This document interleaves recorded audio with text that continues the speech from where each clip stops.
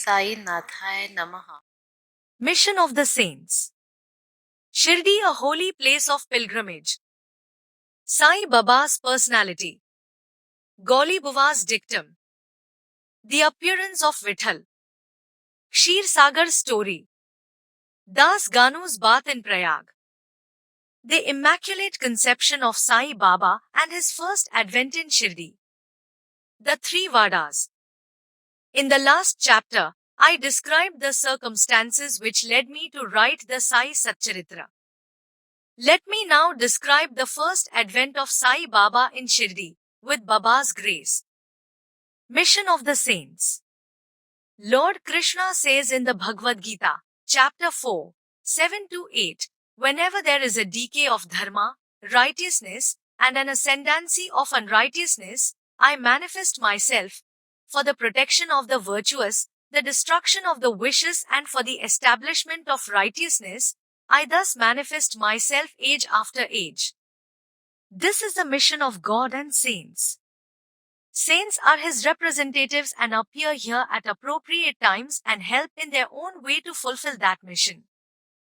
For instance, when spiritual preceptors are humiliated, when nobody cares for religious instructions, when everybody thinks himself very learned, and when people begin to partake of forbidden food and intoxicating drinks, when under the cloak of religion, people indulge in malpractices, when people belonging to different sects fight amongst themselves, the orthodox forget their religious practices, when yogis neglect their meditation, when people begin to think that wealth, progeny and wife are their sole concern, and thus turn away from the true path of salvation, then saints appear and try to set matters right by their words and actions.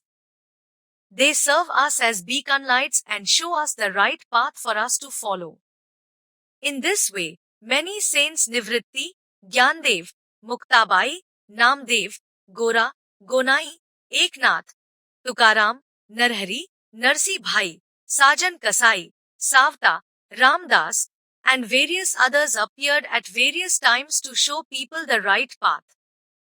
And Sai Baba also arrived on earth with the same mission. Shirdi, a holy place of pilgrimage. The banks of the Godavari river in the Ahmednagar district are very fortunate, for they gave birth and refuge to many a saint, the most prominent amongst them being Gyaneshwar. Shirdi also falls in the Ahmednagar district. It is after crossing the Godavari river at Kopragaon that one reaches Shirdi. When you travel another 9 miles, you come to Neemgaon, from where Shirdi is visible. Shirdi is as famous as other holy places like Gangapur, Narsinghavadi and Odamba on the banks of the Krishna river.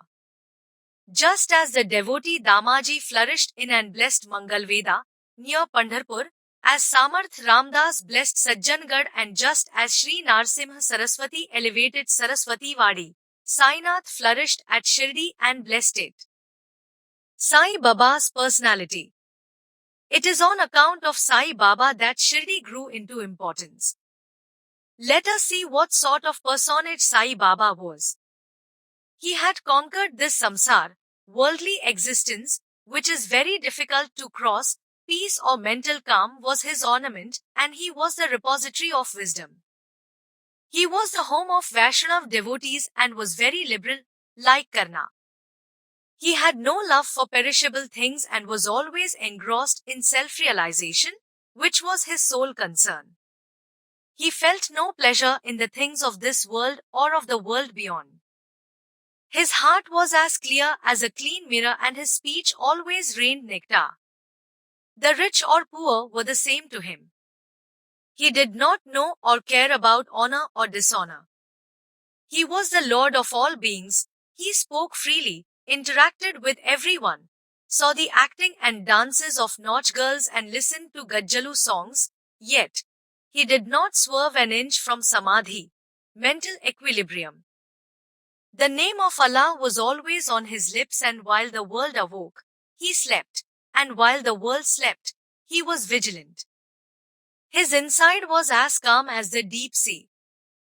His ashram could not be determined, and nor could his actions be determined with certainty.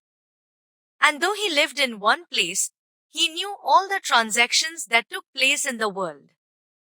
His darbar, royal court, was imposing. He told hundreds of stories daily, and yet he did not break his vow of silence. He always leaned against the wall in the masjid and walked in the morning, noon and evening towards the Lendi and Chavdi. He abided in the self at all times. Though an enlightened soul, he acted like a normal human being. He was meek, humble and pleased everyone. Such was Sai Baba, and as the soil of Shirdi was trodden by Sai Baba's feet, it attained extraordinary importance. Just as Gyaneshwar had elevated Alandi and Eknath elevated Pathan, Sai Baba elevated Shirdi. Blessed are the grass and stones of Shirdi, for they could easily kiss the holy feet of Sai Baba and receive the dust from his feet on their heads. Shirdi became, for us devotees, another Pandharpur, Jagannath, Dwarka, Banaras, Kashi, Rameshwar, Badri Kedar, Nasik, Triambakeshwar, Ujjain and Mahabaleshwar Gokarna. Contact with Sai Baba in Shirdi was like our Veda and Tantra, as it calmed our consciousness of the world and rendered self-realization easy. The darshana of Sri Sai was our yoga sadhana, and speaking to him destroyed our sins. Shampooing his legs was our bath in the Triveni Prayag, and drinking the holy water from his feet destroyed our desires. To us, his commands were Vedas, and accepting his udi, sacred ashes, and prasad was purifying. He was our Sri Krishna and Sri Rama, who gave us solace, and he was our Para Brahma, absolute reality. He was beyond the pair of dvandvas, opposites, never dejected or related. He was always engrossed in his self as existence, knowledge and bliss. Shirdi was his center, but his field of action extended far and wide, to Punjab, Calcutta, North India, Gujarat, Dhaka, now in Bangladesh, and Konkan. Thus, Sai Baba's fame spread far and wide, and people from all parts of the world came to receive his darshana. Through mere darshan, people's minds, whether pure or impure, would become at once quiet. They got here the same sort of unparalleled joy that devotees get at Pandharpur upon seeing Vitthal Rakhumai. This is not an exaggeration. Consider what a devotee said in this regard. Gauli Buva's dictum. An old devotee named Gauli Buva, who was about 95 years old at the time, was a devotee of Pandharpur Maharaj. He spent 8 months every year at Pandharpur and 4 months, July to November, on the banks of the Ganges. He had a mule to carry his luggage and a disciple as his companion. Every year, he made his pilgrimage to Pandharpur and came to Shirdi to see Sai Baba, whom he loved greatly. He used to stare at Baba and say, "This is Panzarinath Vitthal incarnate, the merciful Lord of the poor and helpless." Gauli Buva was a devotee of Vithoba and had made many trips to Pandharpur and testified that Sai Baba was indeed Pandharinath incarnate. Vitthal himself appears. Sai Baba was very fond of remembering and singing God's name. He always said the words, "Allah Malik, God is our sole master," and in his presence made others sing God's name continuously, day and night for 7 days. This is called Namsaptaha. Once, he asked Kaka Sahib Dikshit to perform the Namsaptaha. Kaka Sahib replied that he would do it, provided he was assured that Vitthal would appear at the end of the 7th day. Baba, placing his hand on Kaka Sahib's chest, assured him that Vitthal would certainly appear, but that the devotee must be earnest and devout. He then said, "The Dankpuri, Takor, of Takurnath, the Pandhari of Vitthal, the Dwarka of Ranchod, Krishna, is here, Shirdi. One need not go far to see Dwarka. Will Vitthal come here from some other place? He is here. Only when the devotee is bursting with love and devotion, will Vitthal manifest himself here, Shirdi." After the Saptaha was over, Vitthal manifested himself in the following manner. Kaka Sahib Dikshit was meditating after his bath and saw Vitthal in a vision. When he went at noon to receive Baba's darshana, Baba asked him, "Did Vitthal Patil come? Did you see him? He is a very truant fellow, catch him firmly, otherwise he will escape." This happened in the morning, and at noon there was another Vitthal darshana. A hawker came there to sell pictures of Vithoba. This picture exactly matched the figure that appeared in Kaka Sahib's vision. On seeing this and remembering Baba's words, Kaka Sahib Dikshit was quite surprised and delighted. He bought a picture of Vithoba and placed it in his shrine for worship. Bhagwantarao Ksheersagar's story. Baba's fondness for Vitthal worship is illustrated in Bhagwantarao Ksheersagar's story. Bhagwantarao's father was a devotee of Vithoba and used to go on annual trips to Pandharpur. He also worshipped an image of Vithoba at home. After his death, the son stopped everything, the trips, the worship and the Shraddha ceremony. When Bhagwantarao came to Shirdi, Baba, who remembered his father, at once said, "His father was my friend, so I dragged him, the son, here. He never offered Naivedya, an offering of food, and so he starved Vitthal and me. So I brought him here. I shall change him now and set him to worship." Das Ganu's bath in Prayag. Hindus believe that a bath in the holy waters of Prayag, where the Ganga and Yamuna meet, is very meritorious and thousands of pilgrims go there to have a sacred bath. Das Ganu once wanted to go to Prayag for a bath and came to Baba to get his permission to leave. Baba replied, "It isn't necessary to go so far, our Prayag is here, trust me." Then, when Das Ganu placed his head on Baba's feet, out flowed streams of Ganges and Yamuna water, a stream from each of Baba's feet. Seeing this miracle, Das Ganu was overwhelmed with feelings of love and adoration, and his eyes were full of tears. He felt inspired and his speech burst forth into a song in praise of Baba and his Leelas. The Immaculate Conception of Sai Baba and his first advent in Shirdi. Nobody knew the parents, date of birth or place of birth of Sai Baba. Many inquiries were made and many questions were put to Baba and others regarding these matters, but no satisfactory answers have yet been obtained. We know nothing about these matters. Namdev and Kabir were not born like ordinary mortals. They were found as infants. Namdev was found on the banks of the Bhimrathi river by Gonai and Kabir on the banks of the Bhagirathi river by Tamal. Sai Baba's story was similar. He first manifested himself as a 16-year-old boy under a neem tree in Shirdi, for the sake of his devotees. Even back then, he seemed to be full of knowledge of the Brahman. He had no desire for worldly objects even in his dreams. He had kicked out Maya and Mukti, deliverance, was serving at his feet. An old woman in Shirdi described him thus: "A young lad, fair, smart and very handsome." He was first seen under the neem tree, seated in an asan. The people of the village were wonderstruck to see such a young boy practicing hard penance, with no regard for the heat or cold. By day, he associated with none, and by night he wasn't afraid of anybody. People wondered where this young chap had turned up from.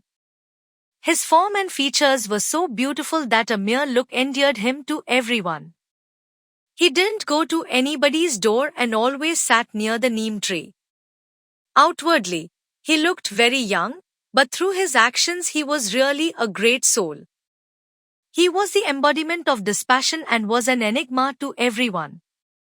One day it so happened that God Khandoba possessed the body of a devotee, and people asked him, "Deva, God, please tell us whose son this boy is and where he came from." God Khandoba asked them to bring a spade and dig in a particular place. When it was dug, bricks were found underneath a flat stone. When the stone was removed, A corridor led to a cellar where cow-mouth-shaped structures, wooden boards and necklaces were seen. God Khandoba said, "This lad practiced penance here for 12 years. Then people began to question the lad about this. He put them off the scent by telling them that it was his guru's holy resting place and requested them to guard it well. The people then closed the corridor, just as they had found it. As Ashwatha and Audumber trees are held sacred, Baba regarded this neem tree equally sacred and loved it the most. Mahalsapti and other Shirdi devotees regarded this site as the final resting place of Baba's Guru and prostrated before it. The three Vadas. The land with the neem tree and the land that surrounded it was bought by Mr. Hari Vinayak Sathe, and on this site a big building named Sathe's Vada was built. This Vada was initially the sole resting place for pilgrims. A raised platform was built around the neem tree and lofts with steps were constructed. Under the steps, there is a niche facing south and devotees sit on the platform facing north. It is believed that if a devotee burns incense there on Thursday and Friday evenings, by God's grace, they will always be happy. This Vada was old and dilapidated and needed repairs. The necessary repairs, additions and alterations have now been made by the Sai Sansthan. Then after a few years, another Vada, Dikshit's Vada, was constructed. Kaka Saheb Dikshit, a solicitor from Bombay, had gone to England. He had injured his leg in an accident there. The injury could not be gotten rid of by any means. Nana Saheb Chandorkar advised him to try Sai Baba. So he saw Sai Baba in 1909 and requested him to cure the lameness of his mind rather than that of his leg. He was so pleased with the darshana of Sai Baba that he decided to reside in Shirdi. So he built a Vada for himself and other devotees. The foundation of this building was laid on the 10th of December 1910. On this day, two other important events took place. Mr. Dada Saheb Khapade was given permission to return home and the nighttime aarti in the Chavadi commenced. The Vada was completed and was inhabited on the Ramanavami day in 1911, with due rites and formalities. Another Vada, palatial mansion, was constructed by the famous millionaire from Nagpur, Mr. Booty. Lots of money was spent on this building, but the amount was well utilized as Sai Baba's body rests in this Vada, which is now called the Samadhi Mandir. The site of this mandir formerly had a garden, which was watered and looked after by Baba. Three Vadas thus sprang up, where there were none formerly. Of these, Sathe's Vada was the most useful to everyone in the early days. The story of the garden, attended to by Sai Baba with the help of Vaman Tatya, and Sai Baba's temporary absence from Shirdi, his return to Shirdi with the marriage party of Chand Patil, the company of Devidas, Jankidas and Gangir, Baba's wrestling match with Mohuddin Tamboli, his life in the masjid, his love for Mr. Dengle and other devotees and a few other incidents will be described in the next chapter. Bo to Sri Sai, peace be to all.